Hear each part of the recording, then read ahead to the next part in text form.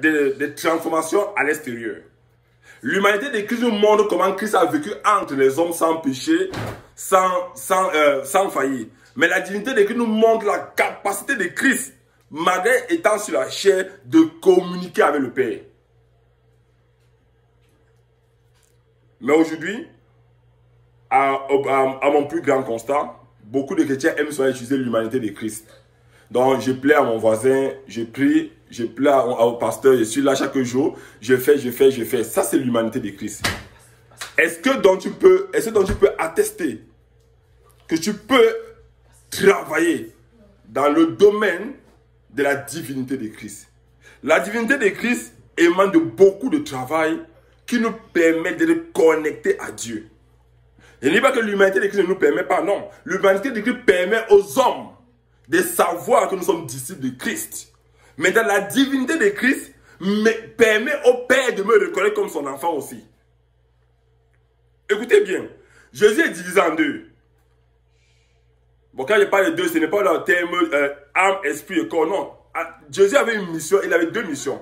Jésus avait gagné l'humanité, sa nature 100% homme, pour que le monde sache à travers l'homme que Dieu, nous on peut servir Dieu. Mais dans le même Jésus, il y a une partie de lui, ou encore qui doit nous connecter à ce Père dont il est venu nous parler.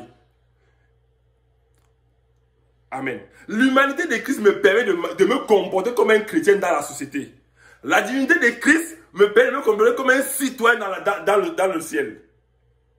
Parce que je ne peux pas entrer dans le ciel sans avoir cette divinité en moi. Je ne peux pas. Qu'est-ce qui va me connecter au Père si je n'ai pas la divinité de Christ?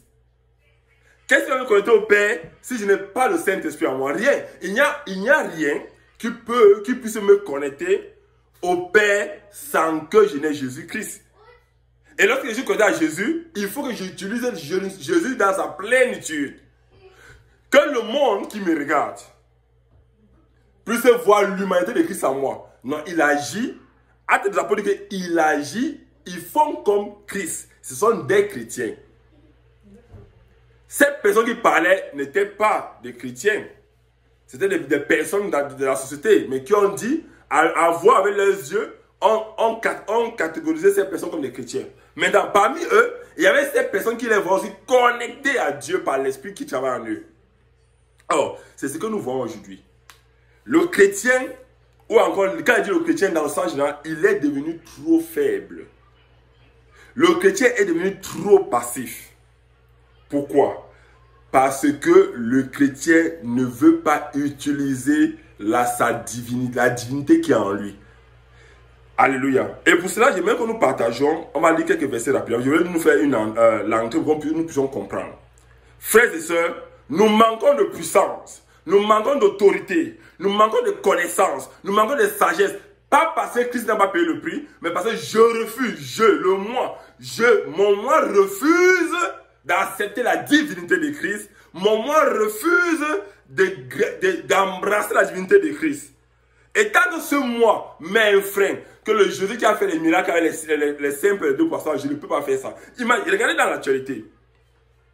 Combien de personnes aujourd'hui ont ressuscité des hommes?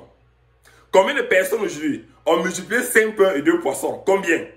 Mais par contre, c'est le même Dieu qui était hier, qui est aujourd'hui et qui est éternellement. Alors, qu'est-ce qui me fait? Quel est le manque? Pourquoi ça ne se réalise plus? Ce n'est pas que Dieu ou Christ ou le Seigneur n'aime pas le peuple, n'aime pas les chrétiens de ce siècle présent. La paix va nous donner le Saint-Esprit. Ça veut dire qu'il a tellement un amour pour nous. Alléluia. C'est ce soir que nous partageons par rapport à cela. Que nous puissions comprendre. Hormis la nature humaine de Jésus à 100%, que nous connaissions tous bien, il faut que nous puissions accepter la nature divine de Jésus à 100%. Et c'est cette nature divine-là qui va nous permettre, bien que vivant sur la terre, que nous puissions manifester la glorieuse vie que Christ nous a donnée. Et c'est quelque chose de très pertinent pour nos vies. C'est quelque chose de très pertinent parce que ça nous amène à saisir Christ. À saisir Christ. Nous sommes venus faire parce qu'on n'arrive pas à saisir Christ. On saisit une partie de sa vie de Christ et on laisse l'autre. Non. Aujourd'hui, on ne doit plus saisir le pan de la robe de Christ. comme cette femme à la personne. Nous devons